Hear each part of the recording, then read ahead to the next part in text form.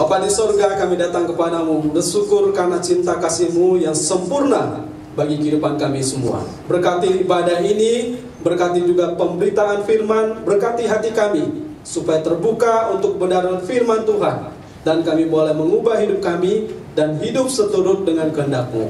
Berkati hamba-Mu sebagai alat memberitakan, dan kami semua tertunduk untuk menyediakan Tuhan berbicara kepada kami. Biarlah Tuhan berbicara, mengubah hidup kami, membawa kami menjadi pribadi yang menyenangkan hati Tuhan. Dalam nama Yesus, kami berdoa, kami bersyukur. Amin. Silakan duduk Bapak Ibu sekalian.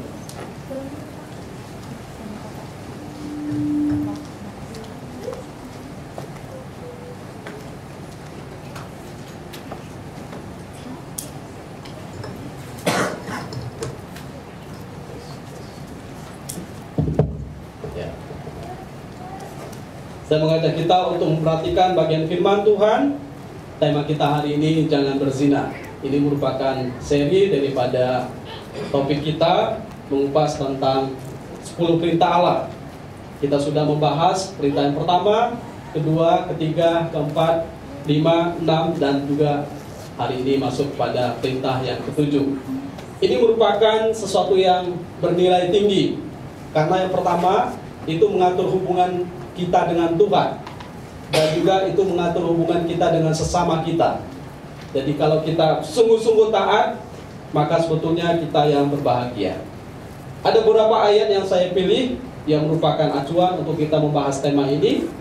Kita perhatikan di dalam layar ini. Dikatakan di dalam Ibrani pasal 13 ayat 4. Ya, sebelum masuk ke sana, itu ada dua bagian yang jelas berkata di dalam Keluaran 20 ayat 14, kemudian Ulangan 5 ayat 18. Kalimatnya sederhana, jangan berzina. Tapi kemudian nanti dijabarkan di dalam kitab Imamat, yang jelas juga di dalam Alkitab sebetulnya berhamburan ayat-ayat membahas tentang harus hidup kudus, harus hidup berkenan pada Tuhan, harus hidup menjadi berkat bagi orang lain. Di dalam Ibrani 13 ayat 4 dikatakan, hendaklah kamu semua penuh hormat terhadap perkawinan. Janganlah kamu mencemarkan tempat tidur, sebab orang-orang sundal dan pezina akan dihakimi Allah. Sundal itu orang yang kebiasaan melakukan perbuatan-perbuatan yang seperti itu, yaitu berzina. Bila seseorang laki-laki berzina dengan istri orang lain, yakni berzina dengan istri sesamanya manusia, pastilah keduanya dihukum mati, baik laki-laki maupun perempuan yang berzina itu. Itu dikatakan dalam Imamat 20 ayat 10. Kemudian di dalam Roma, Paulus menegaskan, Roma 12 ayat 1, karena itu saudara-saudara, demi kemurahan Allah aku menasihatkan kamu, supaya kamu mempersembahkan tubuhmu, jadi tubuh kita ini, yang daging ini, sebagai persembahan yang hidup, yang kudus, dan yang berkenan kepada Allah.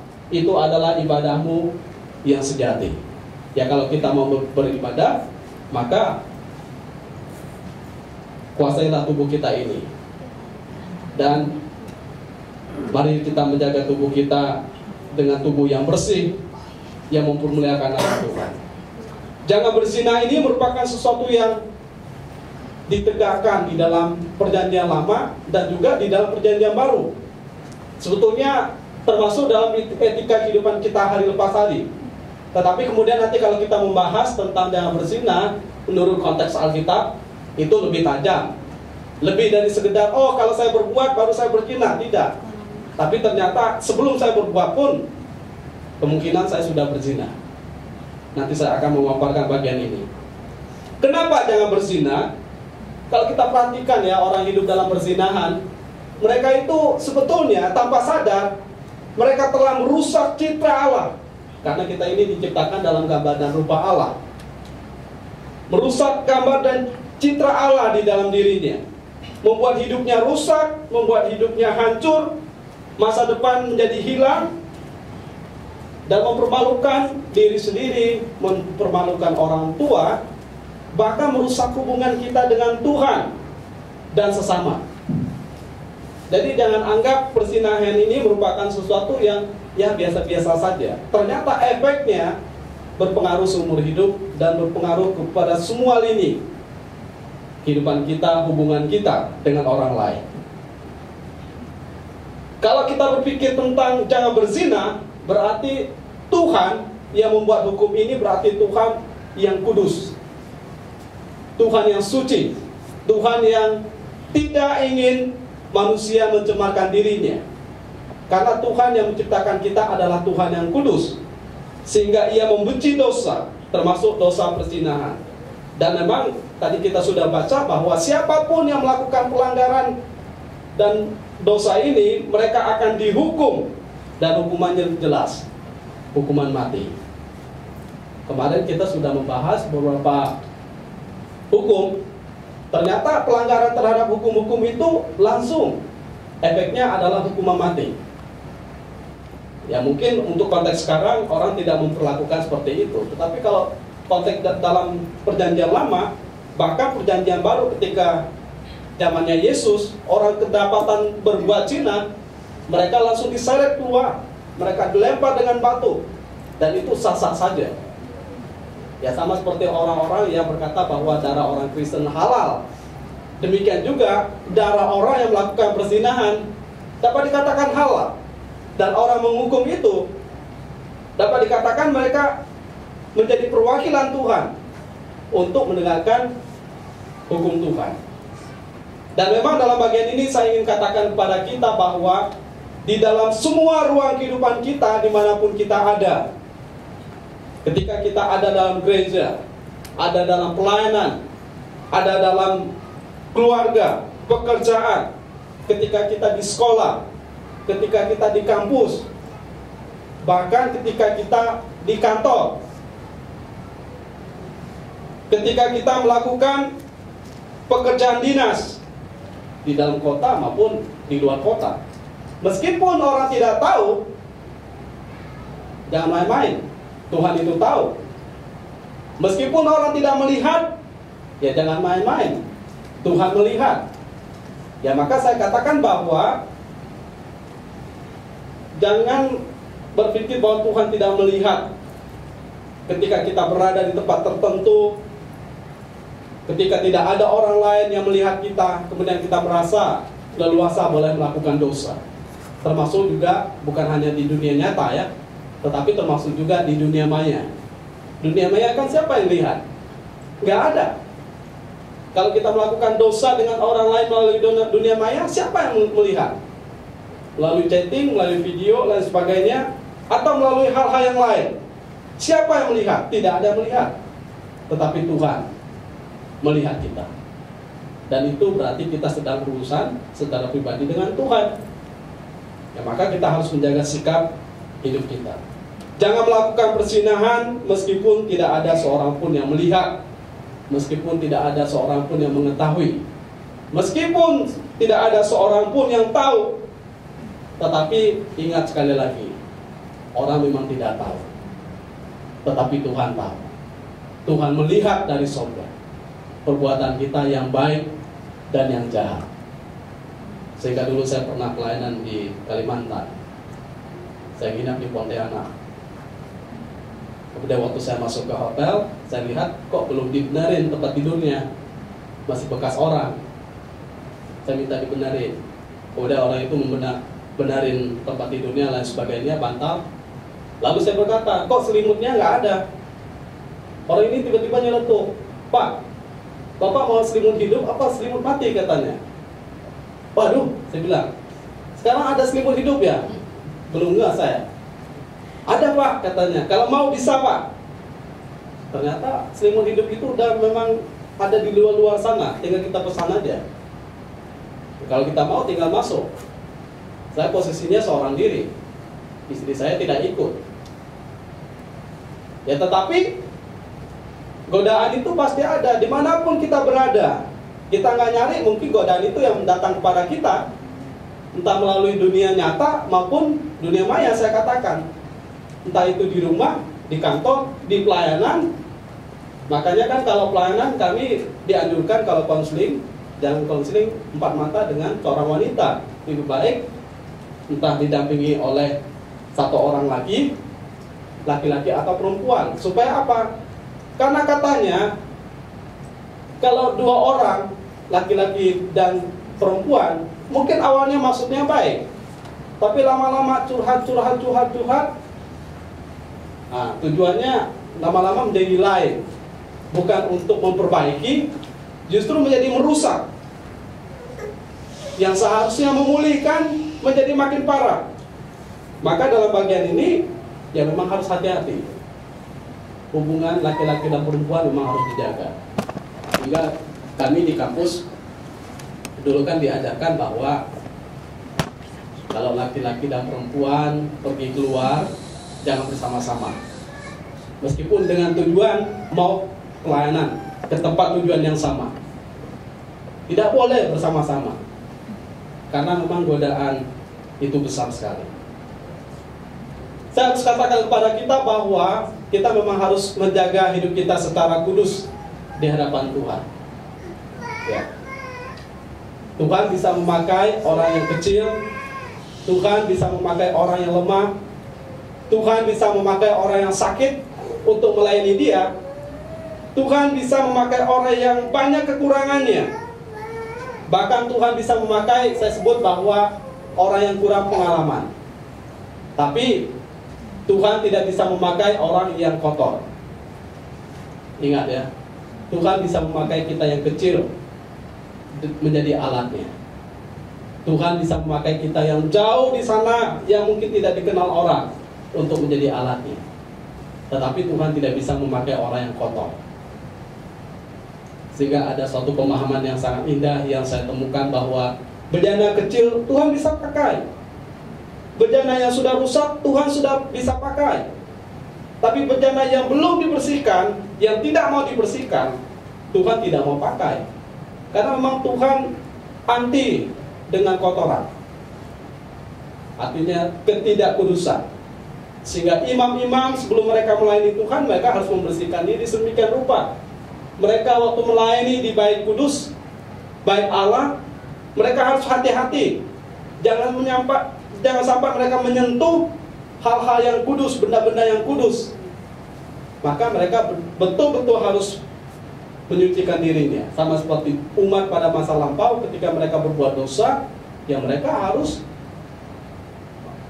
membayar persembahan penebusan dosa.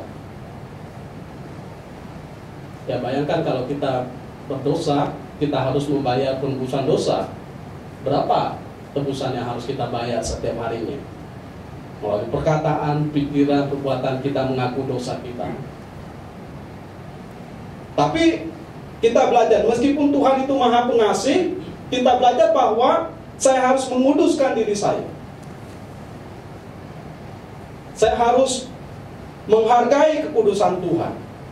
Sehingga hidup saya ini tidak menjadi hidup yang kotor, yang cemar, yang tidak mempermuliakan nama Tuhan.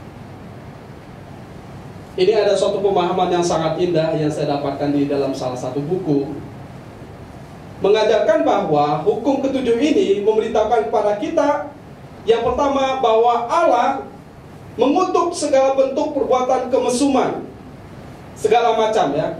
Dan karena itu kita harus membencinya dengan sungguh-sungguh. Kita harus membenci dan menahan segala hawa nafsu, serta kita harus hidup sopan, baik, itu dalam kehidupan pernikahan maupun di luar kehidupan pernikahan. Jadi ini bukan hanya ditujukan kepada mereka yang sudah menikah saja, jangan berzinah ya, tidak. Tetapi kepada semua kita yang sudah diciptakan dalam gambar dan rupa Allah. Artinya kita merefleksikan tentang kekudusan Tuhan. Mereka yang sudah menikah, jangan mencemarkan diri dengan berzina. Mereka yang belum menikah, jangan mencemarkan diri dengan berzina. Sehingga harus hidup sopan, hidup benar, menahan hawa nafsu dan segala kemesuman yang ada. Kita harus membencinya. Dan dimanapun kita berada, kita harus sungguh-sungguh menjaga kehidupan kita. Dan saya pikir bahwa kalimat tadi singkat sekali ya. Di dalam Keluaran itu jangan berzina, di dalam Ulangan jangan berzina. Cukup, sudah cukup harusnya. Tapi nanti ada penjabaran lagi di dalam kitab-kitab yang lain yang membuat kita mengerti bahwa itu merupakan sesuatu yang penting sekali meskipun singkat. Hukum ketujuh ini mengajarkan kepada kita bahwa zina dan keaiban serupa itu dilarang Tuhan.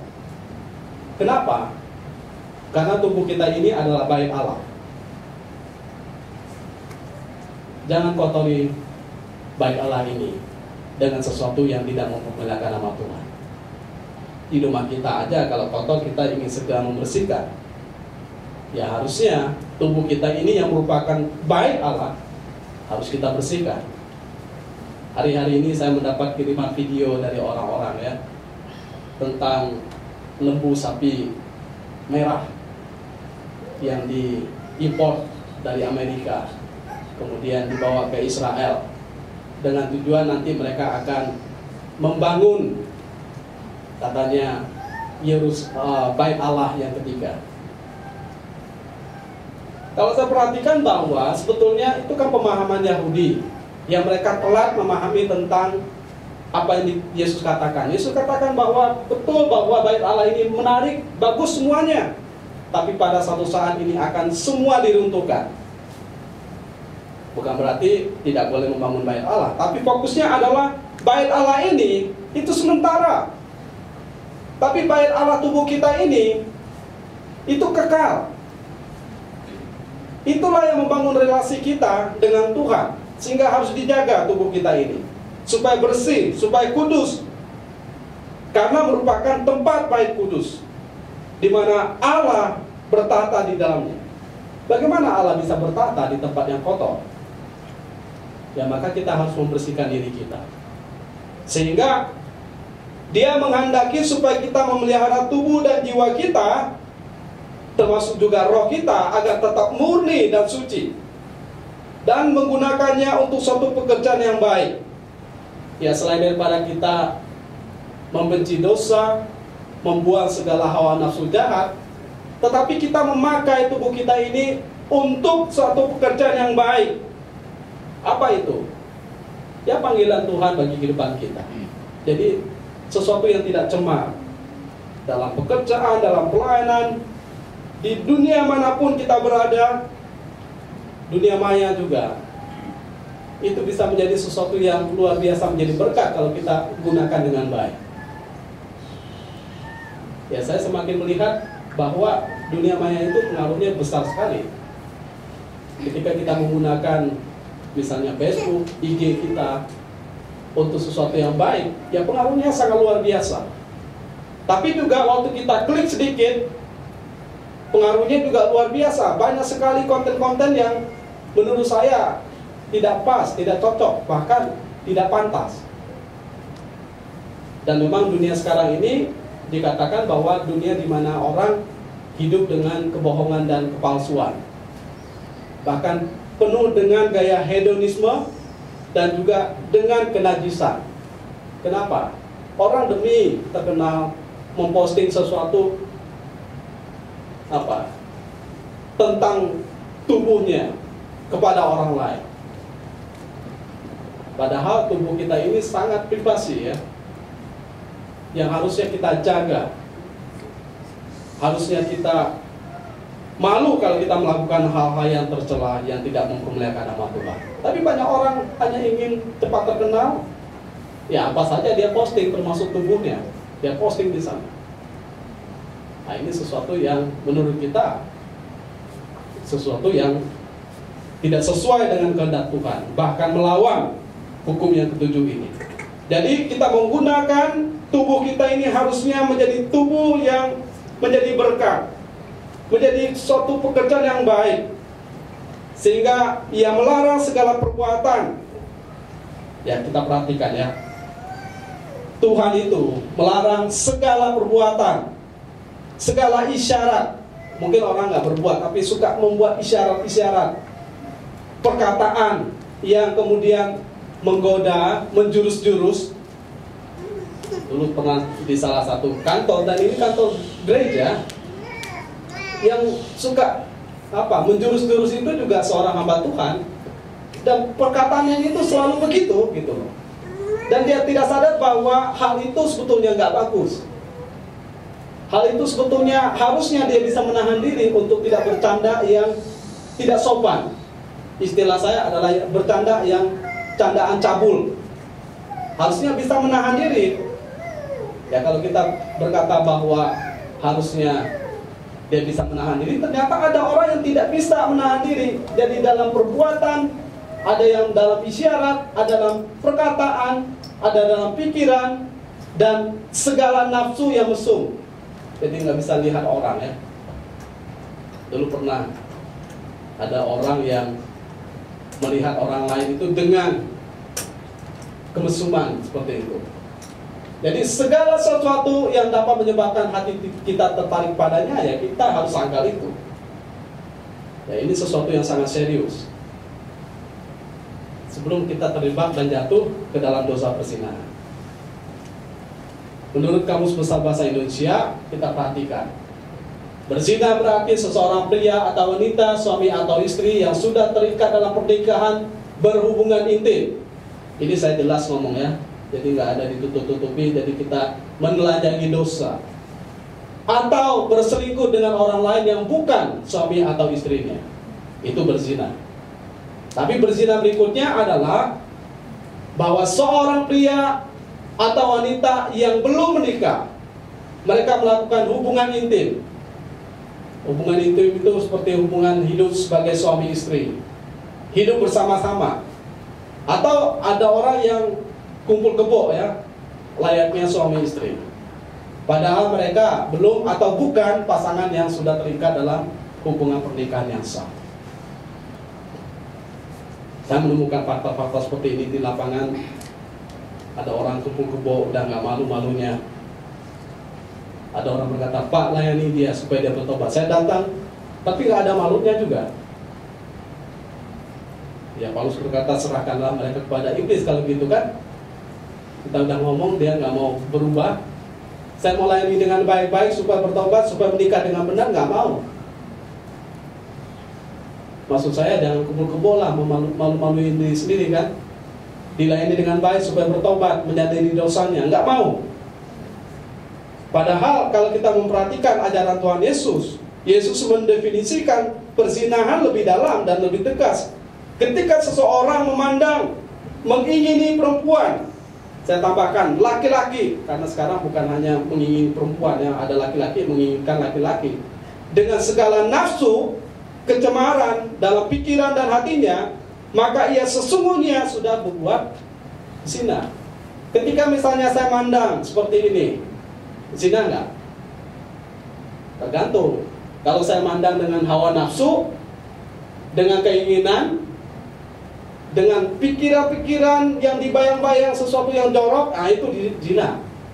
Tapi kalau saya nggak mungkin saya nggak memandang Ibu Ina, nggak mungkin saya buang muka Bu Ina, nggak salaman ya. Atau kita salaman nggak memandang ya, nggak mungkin.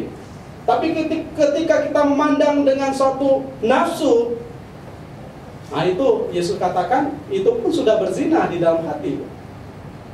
Ya, maka kontrol diri kita, hati kita ini harus kita kuasai. Kalau kita tahu kelemahan kita di sana, ya harus menguasai diri.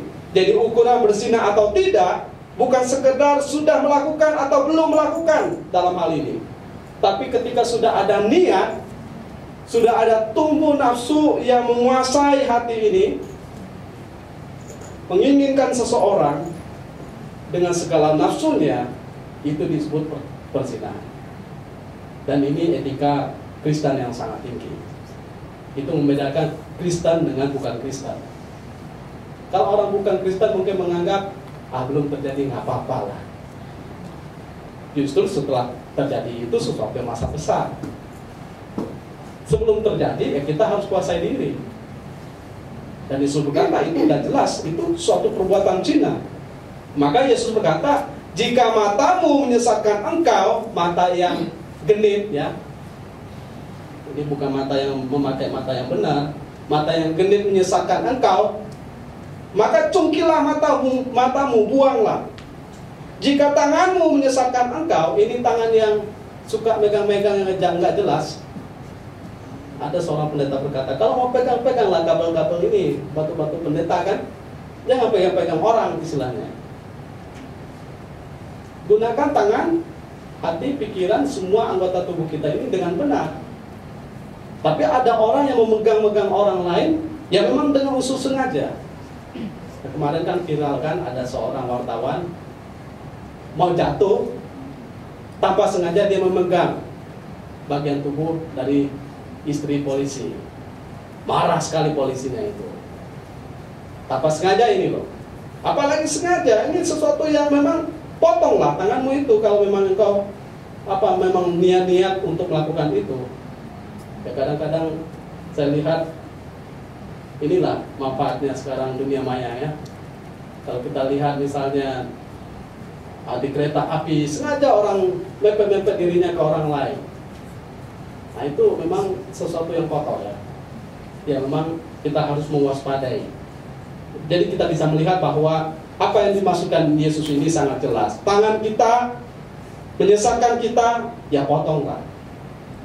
Sehingga ada seseorang yang memotong jempolnya. Dulu dia suka berjudi. Tapi setelah dia bertobat, betul-betul dia lakukan secara harafiah, dipotong jempolnya. Tanda bahwa dia nggak mau berjudi lagi.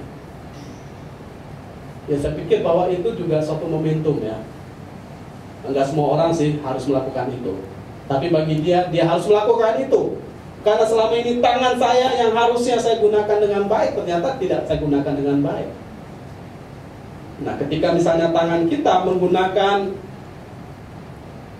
melakukan sesuatu yang tidak baik, ya mari kita belajar bahwa itu dosa yang sangat serius. Jadi ini suatu prinsip yang tegas, karena dosa apapun itu, termasuk dosa perzinahan, yang kita lakukan dengan tangan kita, dengan mata kita, dengan apapun dalam anggota tubuh kita, jangan dianggap remeh. Jangan kita kompromi dan berkata bahwa orang lain pun melakukan itu. Tidak. Justru kita ini yang harus menjadi contoh bagi orang lain supaya kita tidak ada di sana. Karena dosa adalah kekejian di mata Tuhan. Dan Yusuf menyadari bahwa dia nggak mau melakukan dosa itu. Nah tadi yang gambar itu gambar Yusuf. Biasanya kan laki-laki yang begitu ngebet dengan wanita ya. Ini wanita yang ngebet dengan laki-laki. Istri Potifar begitu nafsunya ingin menguasai Yusuf, ingin tidur dengannya sampai bajunya pun ditarik oleh dia. Dan itu dosa yang luar biasa. Dan Yusuf berkata, bagaimanakah aku melakukan dosa yang sangat besar ini? Melakukan dosa terhadap Tuhan. Nah, itu prinsip. Jadi kalau seseorang sudah mulai tidak sopan, ya kita harus berani menangkisnya. Sama seperti Yusuf, ya bukan malah lari ke dalam, tapi Yusuf lari keluar. Apalagi tindakan, misalnya memegang. Ya ini saya terbuka saja karena kita hari ini bicara tentang jangan berzina. Jadi supaya kita ngeh ya. Misalnya seseorang mulai memegang dengan segala hawa nafsunya, meraba-raba bagian anggota tubuh, kemudian merangsang. Kira-kira menurut Bapak Ibu, ketika seseorang belum menikah atau seseorang menikah lalu berciuman dengan orang lain, itu dosa apa tidak?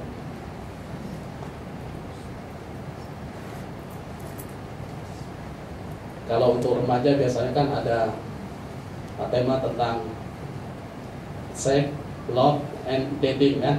Nah, waktu orang sedang pacaran, ketika seseorang berciuman, itu dosa apa tidak? Sebetulnya dari situlah membangkitkan hawa nafsu seseorang. Dan itu sudah menjadi bagian daripada pelanggaran. Ketika megang-megang, ya diberikan pegangan-pegangan, lama-lama megangnya yang lain. Ketika misalnya orang berciuman, lalu masuk kepada bagian yang lain. Dan itu merupakan bagian yang memang kita harus jaga bahwa ini sesuatu yang dosa. Yesus berkata mata menyesatkan. Gimana kalau bibir kita menyesatkan? Ya buanglah bibir kita kan. Artinya bahwa kita harus menganggap itu serius. Jadi ketika seseorang merayu-rayu, menggoda-goda, termasuk juga mengedipkan mata dengan segala hawa nafsu, membaca, menonton konten-konten video dewasa atau video yang tidak benar ya, termasuk juga ngerumpi, ngobrol, chatting yang hal-hal yang menjurus, itu merupakan suatu pelanggaran yang sangat serius. Saya hari ini bicaranya terbuka semua, supaya kita melihat bahwa dosa memang harus ditelanjangi. Jadi ada 3 kategori yang membuat orang kemudian jatuh dalam perzinahan ini. Yes, saya melihat bahwa yang pertama itu dosa ini mula-mula timbul dalam hati. Yesus menyebutkan mula-mula dosa perzinahan ini masuk dalam hati seseorang. Setiap orang yang memandang perempuan serta menginginkannya sudah berzina dengan dia dalam hatinya. Karena rasa ingin itu sudah ada dalam hatinya, terus menguasai hatinya, lalu dia tidak tahan. Sehingga sama seperti misalnya istri Potifar yang saya katakan tadi, tidak tahan. Dalam bagian yang kita baca di dalam Kejadian, istri Potifar itu memandang Yusuf, dia mempunyai wajah yang sangat elok rupanya, lalu merayu menggoda Yusuf karena sudah ada benih di dalam hatinya. Ini kita lihat ya, mungkin dalam bagian ini, dalam perzinahan hati ini, orang itu tidak tidur dengan orang yang diinginkan, tapi hatinya begitu kuat, dikuasai oleh keinginan. Mungkin dia tidak berhubungan secara seksual, tetapi gairahnya begitu luar biasa. Jadi ini dalam bentuk hati, masih di dalam hati. Jadi dia sudah, nafsunya sudah membumbung di dalam hatinya. Mungkin dia tidak memeluk dia secara fisik, tapi kemudian dia merayu-rayu, menggoda-goda orang lain yang bukan pasangan atau bukan merupakan pasangan yang sah. Dan itu merupakan sesuatu dosa yang ada dalam hati seseorang. Sehingga di dalam Alkitab Amsal berkata, Amsal 4:3, jagalah hatimu dengan kewaspadaan, karena dari situlah terpancar kehidupan. Bagaimana kita mensiasati supaya dosa zina itu tidak masuk dalam hati kita? Kuasailah hati kita. Kalau kita tidak bisa menguasai hati kita, maka tidak bisa memancarkan kehidupan. Nanti akan menimbulkan kejahatan-kejahatan dan kejahatan. Maka kuasailah hati kita. Jadi yang masih pacaran, ya kuasailah hatinya. Yang sudah menikah, ya kuasailah hatinya. Ya ini mengingatkan kita semua, supaya kita tahu bahwa ini suatu kebenaran yang sangat luar biasa. Perzinahan secara fisik ini merupakan suatu perzinahan yang bukan hanya ada dalam hati, tetapi juga dilakukan dalam tindakan fisik. Contohnya Amnon melakukan tindakan terhadap Tamar. Kemudian Daud melakukan terhadap Batseba. Dari keinginan-keinginan kemudian dibuahkan dalam tindakan fisik, lalu lahirlah dosa itu.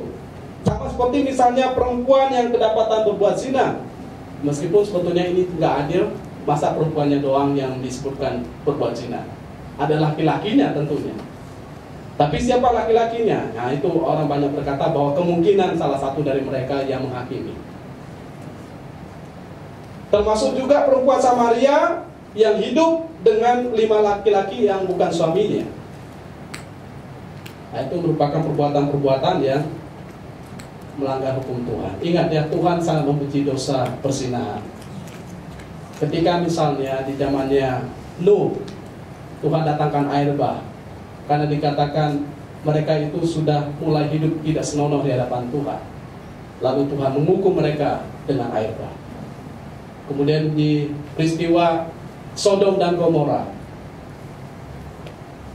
di situ juga Tuhan begitu marah terhadap pelanggaran-pelanggaran yang tidak sesuai dengan kehendak Tuhan. Harus kita mengerti bahwa tiap-tiap orang itu dicobai oleh keinginannya sendiri, karena ia diseret dan dipikat olehnya. Dan apabila keinginan itu telah dibuahi, ia melahirkan dosa, Dan apabila dosa itu sudah matang, ia melahirkan maut. Jadi kita itu dikuasai, dicobai oleh keinginan kita. Kenapa kita bisa melakukan hubungan di luar kehendak Tuhan? Ya karena dosa yang begitu menguasai kita. Sehingga orang dipikat. Jadi bukan karena setan terlalu kuat ya. Oh Pak, ini setan terlalu kuat menggoda saya sehingga saya tidak mampu untuk melawan dosa itu. Tidak. Tapi karena kita begitu dikuasai oleh dosa itu, sehingga jangan buru-buru menyalahkan setan. Ya salahkan diri kita. Sehingga saya lihat memang orang melakukan perbuatan-perbuatan seperti ini, sebetulnya ada orang yang mulai sadar, tapi ada orang yang tidak sadar-sadarnya. Dulu saya pernah melayani orang di salah satu tempat di daerah sini. Orang ini orang yang kaya luar biasa, tapi nafsunya juga luar biasa. Dia sudah punya istri, kemudian dia mencari yang lain juga. Lalu ada keponakannya merasa ingin supaya pamannya ini bertobat, membawa saya ketemu, kita adakan PA. Ternyata nggak ngerti-ngerti juga apa yang disampaikan. Malah dia pergi ke Singapura berobat, pahanya masih berdarah-darah, dia pergi lagi mencari wanita itu. Dia katakan, Pak, saya nggak habis pikir ini. Ini keponakannya berkata pada saya, nggak habis pikir ini. Padahal dia udah dihukum Tuhan loh Pak, sampai begitunya. Kok dia nggak mau tobat-tobat ya? Ya saya bilang, ya itulah hati manusia. Kalau sudah dikuasai oleh segala keinginan dan hawa nafsunya, dipikat olehnya, ya susah orang keluar dari situ. Maka memang sebelum kita masuk ke sana, ya kuasai hati kita. Karena kalau kita sudah ada di sana, itu sulit sekali. Yang pertama, sulit sekali untuk kita keluar. Yang kedua, sulit sekali kita memulihkan nama baik kita. Yang ketiga, sulit sekali untuk kita bisa melayani dengan luar biasa lagi. Ini fakta. Saya katakan fakta. Mau sehebat apapun kita, kalau kita sudah hidup dalam persinahan dan orang tahu kita melakukan persinahan, nggak bisa kita dampak lebih luas lagi. Sehingga saya kenal beberapa hamba Tuhan yang melakukan dosa persinahan ini. Memang mereka diampuni oleh organisasi, mereka diampuni oleh keluarganya, tapi mereka tidak pernah menjadi dampak yang besar lagi karena orang sudah tahu siapa dia. Makanya mau di dunia sekuler, mau di dunia pelayanan, kalau kita sudah melakukan dosa ini, cepat atau lambat, ya kalau diketahui ya, tapi lama-lama akan ketahuan dan kita tidak akan bisa menjadi dampak. Jadi rugi sekali. Kita malu, keluarga malu, semua orang menjadi rugi karena kita dalam hidup kita menjadi tertutup seakan-akan seperti itu. Karena itu awasilah dirimu, Paulus berkata, awasilah ajaranmu, awasi diri kita supaya kita jangan ada di sana. Karena dengan bertekun dalam semuanya itu, kita harus tekun, karena dengan berbuat demikian engkau akan menyelamatkan dirimu dan semua orang yang mendengarkan engkau. Jadi kalau kita hidup kudus, tidak ada cacat, kita mau ngomong apapun bebas dalam konteks itu ya, merdeka. Nggak ada yang menuduh kita, orang nggak bisa menuduh kita, hati nurani kita nggak bisa menuduh kita. Orang memfitnah kita kalau kita memang tidak melakukan itu ya, nggak ada suatu impact bagi kehidupan kita. Tapi kalau kita lakukan itu, wah itu ganjalannya besar. Tapi kemudian, kenapa saya urutkan ada perzinahan mulai dari hati, kemudian dalam tindakan fisik. Setelah itu, apa yang terjadi? Kita kemungkinan saja melakukan perzinahan secara rohani. Kenapa? Karena saya menganggap nggak apa-apa kok melakukan ini, Tuhan nggak tahu. Seakan-akan dialah Tuhannya. Dia bisa meluapkan segala hawa nafsunya. Kemudian dia sudah tidak ada rasa takut lagi kepada Tuhan. Lalu dia meninggalkan Tuhan, dia tidak setia lagi kepada Tuhan. Lalu dia menyembah kepada Allah lain. Jadi ada tingkatannya ya. Sehingga ini juga berbahaya. Lihat nggak orang kawin cerai.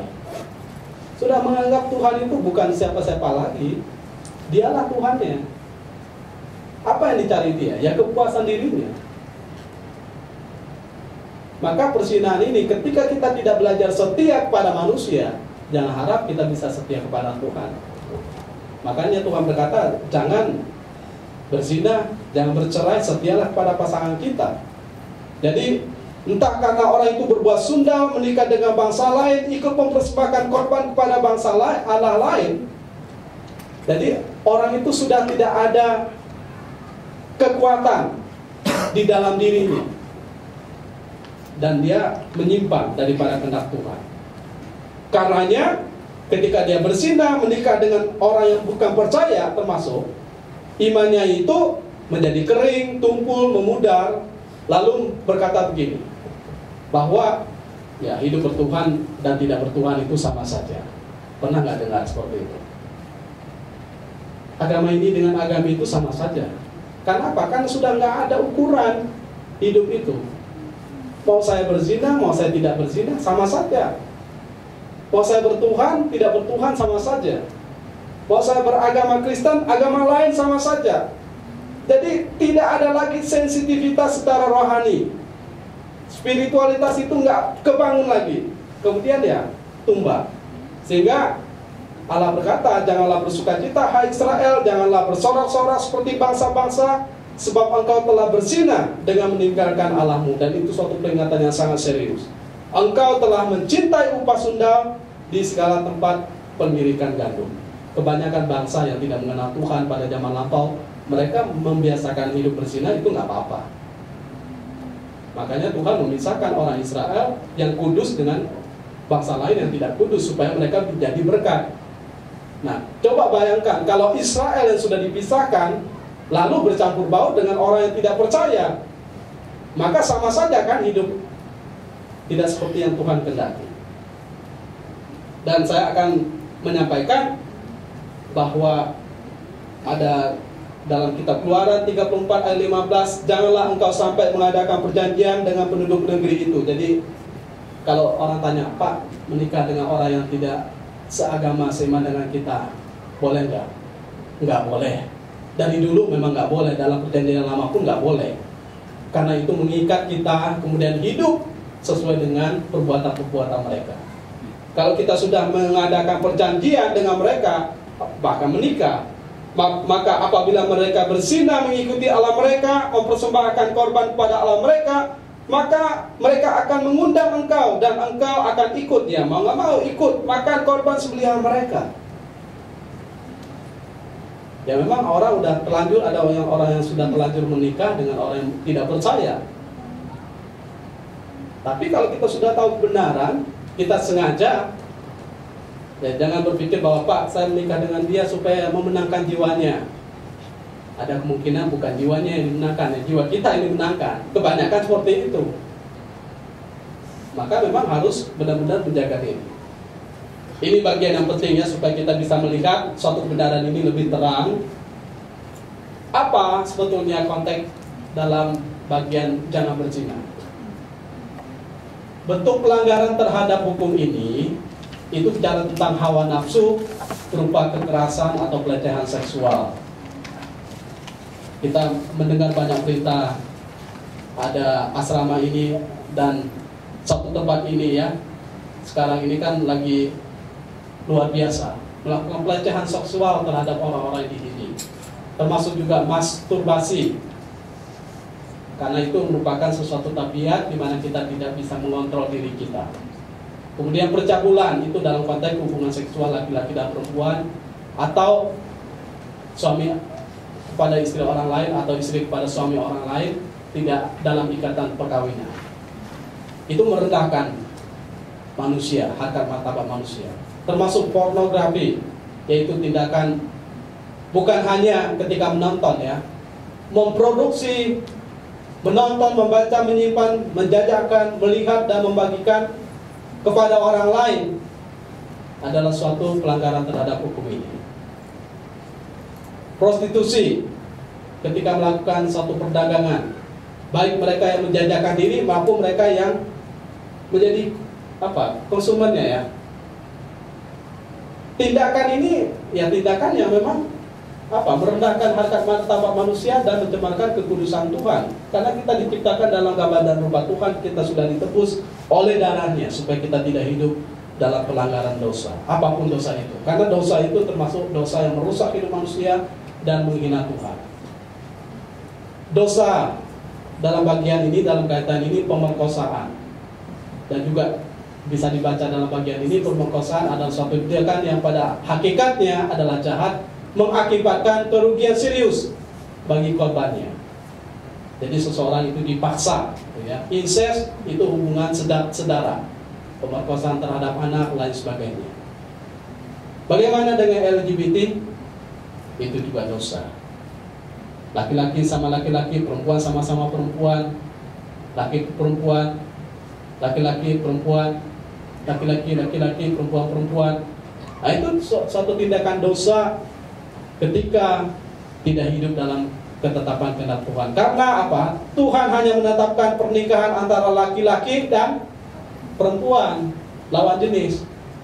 Jadi jangan harap kalau misalnya, Pak, kami sesama jenis, Pak, mau menikah di sini. Nggak bisa. Saya lucu melihat, kan sekarang kita lihat ya, orang-orang posting itu kejadian di Thailand, ada laki-laki menikah sama laki-laki. Laki-lakinya pakai jubah yang panjang gini, tapi seakan-akan dia perempuan, padahal dia laki-laki. Nah, itulah kasihannya manusia ya, membohongi diri sendiri. Ya kalau laki-laki ya terimalah kita sebagai laki-laki. Dari mana kita tahu laki-laki? Jelas, dari mana? Dari alat kelaminnya. Udahlah, kalau dia memang kelaminnya laki-laki ya laki-laki, kalau perempuan ya perempuan. Masalah dia melambai ya itu masalah dia kan. Tapi Tuhan kan menciptakan jelas laki-laki dan perempuan. Jadi ini satu hal yang serius. Kemudian obrolan cabul, ya jangan membiasakan diri mendengar atau ikut-ikut dalam bagian seperti itu, baik dalam dunia nyata maupun dalam dunia maya, karena ini suatu pelanggaran. Jadi efek daripada kenapa kita jangan berzina? Karena berzina berarti tidak menghormati Tuhan dan kekudusannya. Ingat, kita tidak menghormati Tuhan dan kekudusannya. Kemudian berarti kita merusak kemuliaan Allah yang telah diberikan kepada kita, yang harusnya memancarkan gambar dan rupa Allah melalui kehidupan kita. Yang berikutnya, karena ketika berzina sebetulnya seseorang itu menghancurkan dirinya, menghancurkan orang lain, dan merusak hubungannya dengan Tuhan. Ingat, waktu kita berzina berarti kita tumpul dalam kesaksian. Kita tidak bisa bersaksi dengan leluasa, tidak bisa melayani dengan leluasa. Ya, ini fakta-fakta yang kita temukan dalam lapangan. Orang itu sudah bertobat, orang itu sudah diampuni, tapi dia tidak bisa lebih jauh lagi daripada itu.